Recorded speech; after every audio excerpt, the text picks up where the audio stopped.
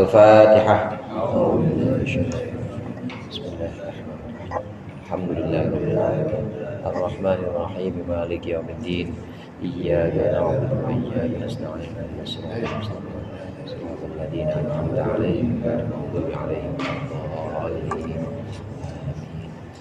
Bismillahirrahmanirrahim. Alhamdulillahil mu'allimil tullabi wa musahhilil khairi liman yata'allamu. Tsumma assalatu wassalamu 'alan nabi wa alihi wa sahbihi jayu'dhamu. Ya Rabbana kaffir 'anna dhunubana wa walidina wa liman huwa muslimu. Nad'uka Allahumma ilman nafi'a min yawmina ilal hisabi yaqumu. Amin amin amin wa ya fattahu. Amin amin amin wa ya alimu. Alhamdulillahilladzi faddala bani adama bil ilmi wal amali ala jami'il alam. Wassalatu wassalamu ala sayyidina Muhammadin sayyidil arabi wal ajam wa ala alihi wa ashabihi ya nabi'il ulumi wal hikam. Amma ba'd, fa inna ahsanal hadithi kitabullah wa khairul hadi hadi Muhammadin sallallahu alaihi wasallam wa syarrul umuri muhdatsatuha wa kullu muhdatsatin bid'ah wa kullu bid'atin dhalalah wa kullu dhalalatin finnar. Segenap jamaah Masjid Mujahidin, para ustaz, para hujjaj, orang tua sekalian, hadirin yang dirahmati oleh Allah. Alhamdulillah kita bertemu kembali setelah kurang lebih 2 bulan kita tawakufan. Alhamdulillah Allah berikan kesempatan kita untuk melanjutkan kembali pengajian kita. Mudah-mudahan apa yang akan kita baca dan juga apa yang akan kita laksanakan, yakni thalabul ilmi, ini mendapat ridha Allah, dan Allah berikan kita orang yang istiqamah, Allah berikan kita ilmu yang bermanfaat. Amin ya rabbal alamin. Pembahasan kita yang awal ini, yang perdana di putaran sekarang ini adalah kitab Ta'limul Muta'allim, satu kitab karya Syekh Zarnuji namanya. Ini satu kitab yang sebenarnya madhabnya madhab Imam Hanafi. Imam Hanafi itu bukan guru langsung dari Imam Syafi'i, bukan, karena Imam Syafi'i setelah dari Madinah ini berguru belajar dengan Imam Malik. Nah kemudian ingin ke Irak, ingin ke Baghdad, pengen berguru kepada Imam Abu Hanifah yang lebih sepuh. Saat itu memang yang terkenal Imam Malik dan Imam Abu Hanifah, tapi sampai sana udah nggak ketemu, udah meninggal Imam Abu Hanifah. Namun Imam Syafi'i belajar kepada muridnya Abu Hanifah. Imam Syafi'i yang kita kenal dengan madhabnya, ya wudhu kita itu pakai Imam Syafi'i itu Pak, sholat kita juga itu pakai Imam Syafi'i. Semua ibadah-ibadah kita ini kebanyakan pakai Imam Syafi'i, termasuk batalnya wudhu, sentuhan laki perempuan yang bukan mahram. Batal apa enggak? Enggak batal kalau pakai penghalang. Enggak batal kalau pakai penghalang. Kalau enggak pakai penghalang batal. Itu adalah mazhabnya Imam Syafi'i. Nah, Imam Syafi'i ini tidak bertemu langsung dengan Imam Abu Hanifah, tapi berguru kepada muridnya. Salah satu kitab yang sebenarnya madhab Imam Abu Hanifah cuma dipakai di pesantren kita yang notabene adalah Syafi'iyah. Ini adalah kitab Ta'lim Muta'allim. Kitab Ta'lim Muta'allim menjelaskan tentang adab kita kepada guru, kepada ilmu atau kepada ahlul ilmi, kepada ahli, orang-orang yang memang bergelut dengan ilmu, bagaimana caranya. Sedikit mengulang apa yang pernah kita bahas. Itu ada namanya Harun Ar-Rasyid. Hadirin, Harun Ar-Rasyid ini Amirul Mukminin atau khalifah dari Bani Abbasiyah. Anaknya suruh ngaji sama anaknya disuruh ngaji kepada gurunya, yaitu kepada Imam Malik pada waktu itu. Nah, pada waktu itu gurunya minta kepada anaknya presiden ini buat wudu. Jadi wudu disiramin airnya, disiramin, jadi gurunya tinggal wudu aja. Nah, anaknya presiden ini nyiramin nyiramin kakinya, nyiramin tangannya, anggota-anggota wudunya. Jadi gurunya tinggal wudu aja. Datang Presiden Harun Rashid datang pada waktu itu, malah diomelin, guru, ngapa itu anak saya kok disuruh begitu? Itu kan tangan dia nganggur satu, kenapa nggak sekalian aja dia yang ngusapin? Ngerti nggak Pak maksudnya? Ya. Jadi di sini guru ngusap sendiri, guru di sini basuh sendiri anggota badannya, tapi oleh Harun Rashid katanya itu tangan yang satu nganggur suruh kerja itu. Tangan yang satu nganggur suruh usapin kaki engkau, guru, suruh usapin tangan kau. Jadi engkau nggak usah ngapa-ngapain. Saking takzimnya kepada guru, takzimnya kepada ustadz atau kepada orang alim. Ada lagi anak itu yang disuruh. Anak itu disuruh untuk ngusap sekalian, jangan cuma nyiramin air doang, tapi diusap, dibasuh itu muka gurunya, dibasuh tangan gurunya. Saking takzimnya atau hormatnya kepada guru. Ada satu kisah lagi sebagai review atau pengulang bahasan-bahasan kita yang lalu. Ada seorang ulama, ada seorang guru syekh, ini lagi ngajar begini, tahu-tahu dia diri tak duduk lagi. Begitu ngajar lagi jelasin, diri lagi tak duduk lagi. Orang bisa diam dah. Selesai taklim, murid-muridnya pada nanya, guru, kenapa tadi kok waktu ngajar sering banget diri, ada apa?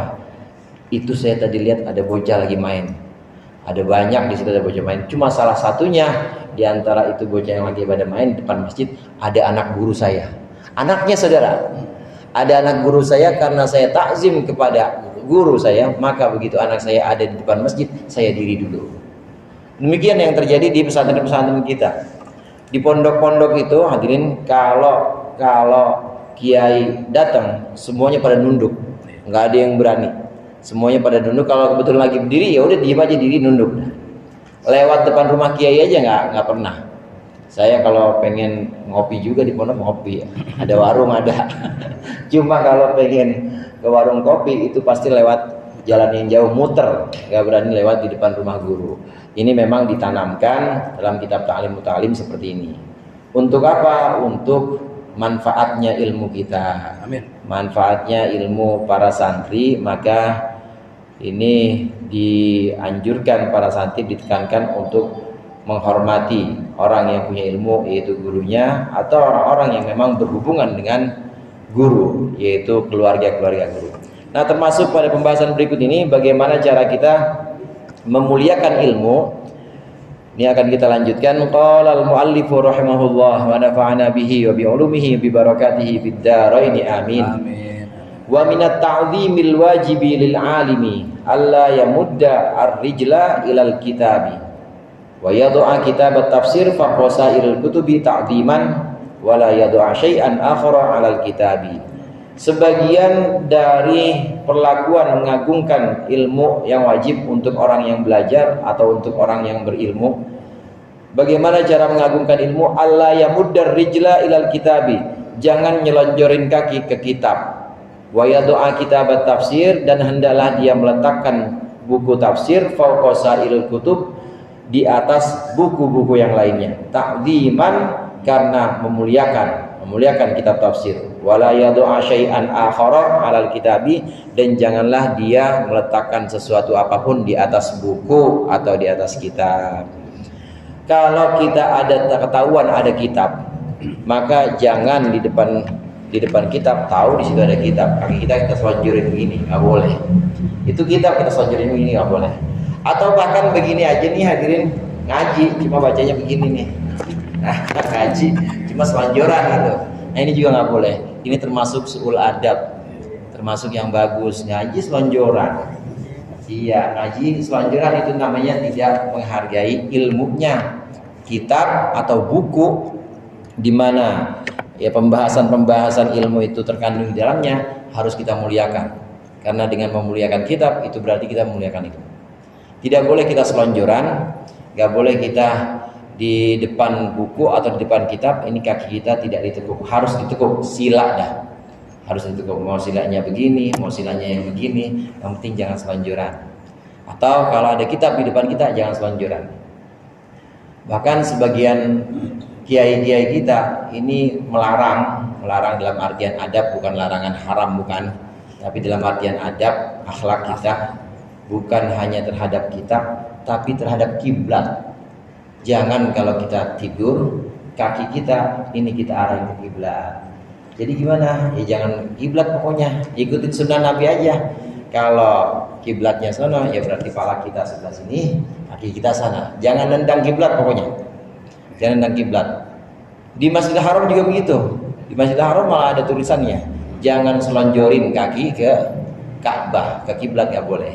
Begitu juga terhadap kitab, terhadap buku, maka kita jangan selonjorin kaki kita. Jangan itu buku seolah-olah kita tendang, jangan. Yang berikutnya, antara buku-buku, satu pembahasan buku dengan pembahasan yang lain, buku tafsir atau kitab tafsir, karena kitab itu artinya buku, hadirin. Jadi kalau kitab tafsir itu artinya buku tafsir. Tafsir ini penjelasan Al-Quran. Kalau kita meletakkan buku di rak, maka hendaklah buku-buku tafsir ini paling atas. Tafsir Jalalain atas. Di bawahnya baru ada Fathul Qorib, ada Irsyadul Ibad. Susunannya kalau kita meletakkan di rak itu paling atas. Atau kalau nggak pakai rak misalnya, kalau nggak pakai rak ditumpuk begini aja. Pokoknya yang tafsir yang paling atas. Nanti di bawahnya ada kitab-kitab lain, kitab fikih, Fathul Qorib misalnya, Fathul Mu'in. Kemudian ada kitab lain Irsyadul Ibad, ada kitab lain. Paling bawah ya kitab ini apa namanya? Yang kitab komik atau majalah dan pokoknya paling bawah ada tuh. Paling bawah banget dah. Buku-buku yang kira-kira memang nilainya itu Di bawah. ya di bawah, ya taruh di bawah. Kalau yang tinggi seperti tafsir, ini ilmu Al-Quran, kalamullah, ini firman-firman Allah, paling atas, kita letakkan paling atas. Jangan diletakkan di bawah ilmu tafsir. Nah kemudian berikutnya, jangan meletakkan buku, jangan meletakkan apapun di atas buku. Ini buku nih, di atasnya kita taruh kunci, mana kunci motor jelek banget lagi. Jangan, nggak boleh di atas kitab diletakin apa-apa. Ada kitab. Kalau duit Tetap nggak boleh. Tetap nggak boleh. Kalau itu bukan nggak boleh, bisa hilang. Jangan letakkan apapun. Di sini syai'an akhor, ada kitab. Jangan letakkan apapun di situ. Taruh duit di atasnya nggak boleh, dompet juga nggak boleh. Taruh peci di atasnya jangan. Taruh benda-benda yang lain jangan. Ya, demi kehormatan kita atau demi cara kita menghormati dan mentakdimkan ilmu. Buku itu adalah simbolnya ilmu. Buku itu adalah wasilah perantara di mana kita bisa mengetahui ilmu-ilmu Allah dalam buku. Maka jangan taruh itu buku di atas buku, jangan taruh apa-apa. Jangan atas buku. Kayak Quran, kayak kitab, maaf nih, udah lama sekali lapuk atau misalnya udah berantakan, itu caranya bagaimana untuk memusnahkan atau misalnya dibakar? Iya. Al-Quran yang sudah rusak, yang memang sudah tidak bisa terpakai, kalau kita khawatir justru akan disia-siakan orang gitu, misalnya khawatir anak kita atau cucu nggak tahu, boleh dibakar. Bakar, nanti abu bakarannya ini dibuang, cuma jangan dibuang di kalian yang kecil-kecil gini. Ya, comberan, gitu, jangan di comberan, jangan di got, jangan. Tapi buangnya kalau nggak ke laut, ya buangnya ke kali yang gede, kali Sanggerahan nih, yang gede ini di Pondok Indah. Boleh tuh ya begitu. Karena kali-kali yang seperti itu, insya Allah udah nggak kotor, nggak ada najisnya. Artinya, kalaupun memang itu ada karena ngalir terus dan karena banyak, insya Allah bersih. Jangan dibuang, buangnya di tempat-tempat comberan, jangan. Apalagi dibuang abunya tempat sama, jangan. Karena itu termasuk menyia-nyiakan juga bakaran itu. Jadi boleh dibakar, tapi buangnya di sungai yang besar. Kalau mau main ke Ancol lah, nah buang ke laut sekalian. Pakai kendi. Boleh, itu demi menghormati tadi, menghormati ilmu, apalagi Al-Quran. Tidak boleh meletakkan suatu apapun di atas buku. Ini anak-anak kita, orang rumah dibilangin nih Pak nih, kalau ada buku jangan ditumpangin apa-apa, jangan ditumpangin HP juga jangan. Wa kana ustadzuna Syekhul Imam Burhanuddin rahimahullah taala yuki an syaikhin minal masyayikh. Guru kami yaitu Syekh Imam Burhanuddin menceritakan seorang gurunya. anna faqihan kana wada'al mihraba 'alal kitab. Sungguhnya ada seorang alim meletakkan tempat tinta, mihbar itu tempat tinta, 'alal kitabi, di atas buku. Faqala lahu bil farisiyah, maka syekh itu, guru itu berkata dengan bahasa Persia, barnayabi. Barnayabi itu orang enggak manfaat ilmumu. Enggak manfaat ilmumu. Nah, boleh meletakkan apapun termasuk yang ada hubungannya sama ngaji. Zaman dulu itu Pak, kalau maknain kitab atau bikin catatan itu pakai mangsi, tinta. Nah, tintanya tinta Pak. Kalau sekarang kan ada pulpen udah modern semua, tintanya udah ada di dalam. Nah, kalau dulu itu ada tempatnya, mihbarah namanya.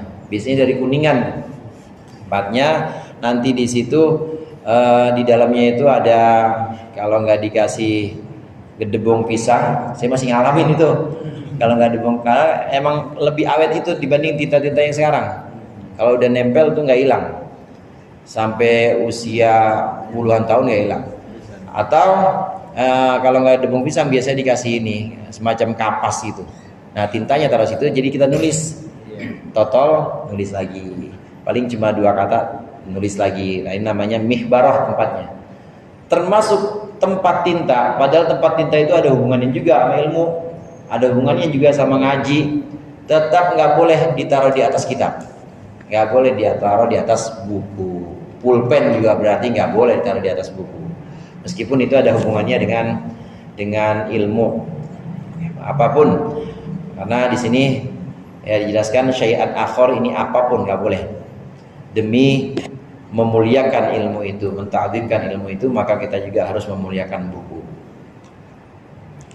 Wa kana ustadzna al-qadhi al-imam al-ajal Fakhruddin al-ma'ruf bi Qadhi Khan, guru kami yaitu Imam Fakhruddin yang terkenal dengan Qadhi Khan rahimahullah taala, yaqul berkata, inna illam yurid bidzalikal istighfafa fala ba'sa bidzalika. Kalau dia tidak bermaksud dengan itu semua, al-istighfafa, akan merendahkan ilmu, fala ba'sa, maka tidak apa-apa, bidzalika, dengan tersebut, dengan hal tersebut, meletakkan sesuatu di atas buku.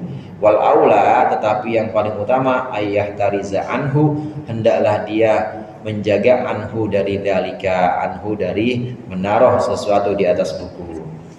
Innamal amalu binniyat. Memang semua tergantung niatnya Pak.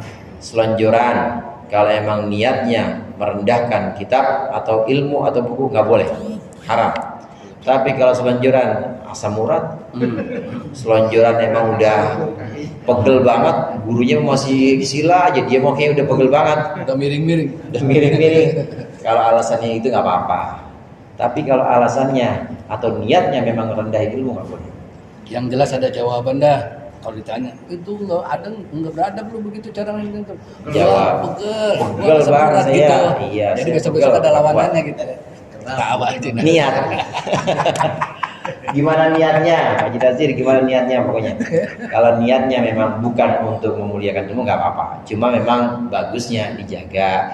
Jangan kita selonjoran, jangan kita menghadap selonjoran ini kita tendang kiblat, jangan. Tapi tujuannya ya kalau niatnya tadi memang untuk selonjoran itu karena pegal, nggak apa-apa. Balik lagi nanti habis itu sila lagi.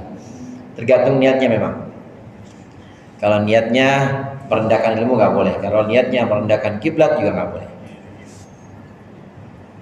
Dulu ada seorang ulama itu memang saking hormatnya kepada adab ini, adabnya kepada kiblat, nggak pernah sekalipun itu tidur madhep kiblat, nggak pernah. Nah begitu beliau meninggal, orang-orang kan pada umumnya kalau masih di rumah kakinya dia balikin kiblat ya. Iya, itu nggak wajib. Yang begitu nggak wajib, itu hanya kebiasaan kita aja, nggak wajib.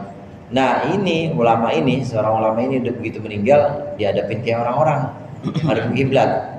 Nah begitu ditinggal udah balik lagi kakinya, nggak mau dia. Gak mau dimadepin, kepalanya di sini, kakinya di sini, meninggal. Nah begitu gak ada orang, tahu-tahu udah balik lagi aja. Balik sendiri. Saking hormatnya, itu karomah. Saking hormatnya, karomahnya, memang masa hidupnya dia gak pernah tidur begitu, gak pernah. Maka ketika meninggal, itu ada yang balikin lagi. Jadi gak mau nendang kiblat tuh gak mau. karomah. Kalau karomah itu bisa didapat kalau kita istiqomah. Kalau kita istiqomah ngaji, insya Allah ada karomahnya. Amin. Istiqomah kita ngamalin perkara-perkara yang sifatnya kecil, remeh, seperti wudhu ini, padahal dia nggak sholat nggak apa, nggak baca Quran nggak apa, cuma pengen hadir taklim tapi wudhu, itu istiqomah terus. Atau cuma pengen, memang kerjaannya ngurut ya, ngurut, tapi dia punya janji sama dirinya, gua kalau ngurut orang harus punya wudhu misalnya, itu istiqomah dilakukan terus, insya Allah muncul karomahnya. Perkara-perkara yang sifatnya kecil atau kadangkala orang nggak hiraukan, remeh, itu kalau terus menerus insya Allah muncul karomahnya. Demikian juga kita hargai kitab ilmu, kita hargai cara-cara kita bagaimana menghormati buku, maka ini akan muncul nanti kemuliaan dari Allah. Wa minat ta'zimi ayyujawwida kitabatal kitabi, dan termasuk menghormati ilmu, mengagungkan ilmu, ayyujawwida kitabatal kitabi, hendaklah dia memperbagus tulisan buku, catatan-catatan dibuat yang bagus, wala yuqarmita, dan hendaklah dia tidak merapatkan tulisan, wa yatrukal hasyata, dan dia tidak meninggalkan dan dia meninggalkan pinggir kitab, illa inda darurati, kecuali ketika darurat. Termasuk mengagungkan ilmu adalah cara kita nulis catatan, hadirin. Sekarang mah nggak ada catatan kali ya anak-anak. Kalau kita buat catatan itu yang bagus. Kalau buat catatan dari kesimpulan, biasanya setelah ngaji itu guru ada kesimpulan, dibuat catatan ada di buku kita khusus. Ini kalau bikin catatan, tulisannya jangan rapat-rapat, tulisannya dibuat yang bagus pokoknya, jangan kecil-kecil. Yuqormit itu artinya kormato, yuqormit itu artinya tulisan kecil rapat-rapat. Footnote ya, kayak gitu ya. Bukan footnote sih, tulisan biasa. Kalau tulisan biasa tapi dibikinnya kecil, rapat-rapat, jangan seperti itu, karena itu termasuk tidak memuliakan ilmu. Termasuk juga di sini yukormit, di sini udah rapat kecil, tulisannya jelek lagi. Tuh yukormit. Tapi kalau tulisannya masih dibaca dan cakep nggak apa-apa, termasuk sesuatu yang memang dibutuhkan, itu boleh. Dan yang dilarang juga kalau kita buat catatan nih, anak-anak kita ada buku ya Pak, buku kalau buat catatan jangan di pinggir, jangan sampai lewat dari batas garisnya itu, udah tengah aja, pinggir-pinggirnya jangan dipakai, kecuali kalau memang hajat atau ada darurat. Kalau memang ada darurat, memang seperti itu harus di pinggir karena di tengahnya udah nggak dapat lagi, maka boleh di pinggir. Ini juga yang diperbolehkan karena memang kebutuhan dan juga karena memang darurat atau kebutuhan ketika kita maknain kitab. Kalau kita maknain kitab itu memang ditaruh di kecil-kecil memang, tapi asal jelas aja, asal jelas. Kemudian kadang-kadang ditaruh di pinggir hasyiah. Bahkan dalam tradisi ulama ada penjelasan kitab yang namanya hasyiah. Matan yang pertama, matan. Talim kan punya matan nih, kayak yang ada hasyiahnya. Kalau talim nggak ada hasyiahnya. Ada kitab itu takrib kan matan, syarahnya Fathul Qorib, syarah itu namanya. Nanti yang mensyarahi syarah namanya hasyiah. Apa itu contohnya? Bajuri itu adalah syarahnya Fathul Qorib, namanya hasyiah. Nah biasanya itu yang matan, yang syarah itu ada di pinggir, atau matan ada di pinggir. Nah hasyiahnya di tengah. Ini gimana kalau nulis catatan di pinggir? Emang udah kayak begitu, nggak apa-apa, karena darurat atau karena kebutuhan. Jadi kitab aslinya atau matan ada yang di pinggir, nanti syarahnya di tengah, atau syarahnya ada di pinggir, hasyiah namanya hamish, ada di pinggir, kemudian hasyiahnya yang tengah, bajurinya ada di tengah. Memang seperti itu.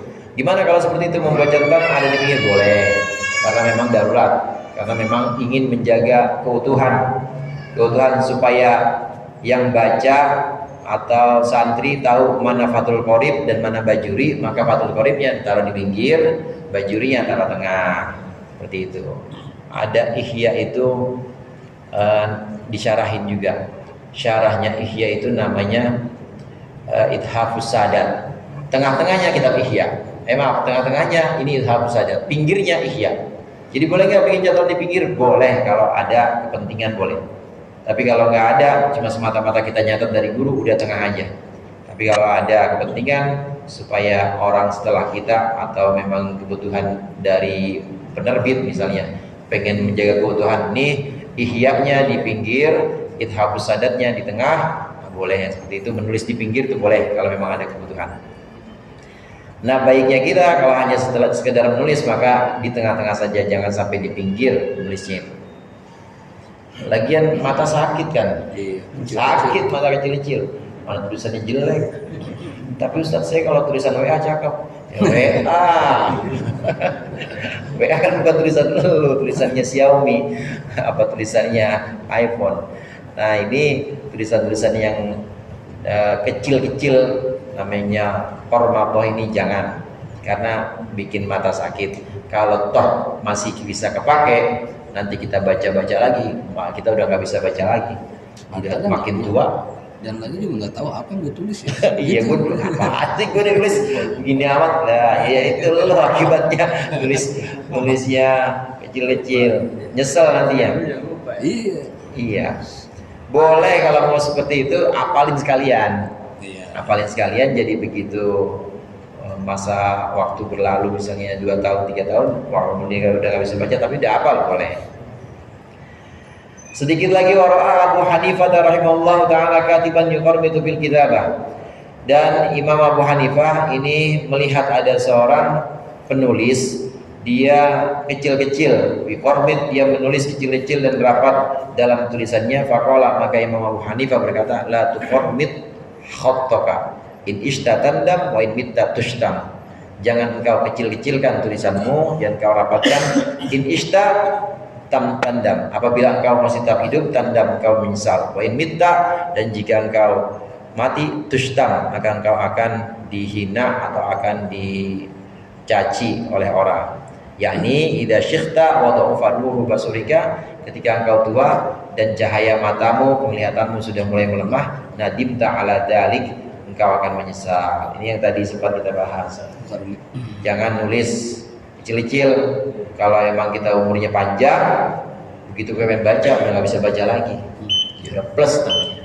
Atau kalau kita meninggal, ya kita dicaci atau kita dipisahin sama orang setelahnya. Ini apa sih maksudnya guru nih tulisannya? Ya, bisa begitu. Meninggal, jelek-jelek apa sih guru tuh tulisan dia, jadi jelek kan gurunya jadi jelekin atau orang yang nulis ini jadi jelek. Maka tulisan yang bagus, catatan-catatan dibuat yang baik untuk kita dan juga untuk anak-anak kita. Mudah-mudahan Allah memberikan kita istiqamah, ilmu yang bermanfaat. Allah manfa'na bima 'allamtana wa 'allimna ma yanfa'una warzuqna fahman nabiyyin wa hifdzal mursalin bi rahmatika ya arhamar rahimin. Sallallahu alaihi wasallam Muhammad wa ala alihi wasallam. Walhamdulillahirabbil alamin. Wassalamualaikum warahmatullahi wabarakatuh.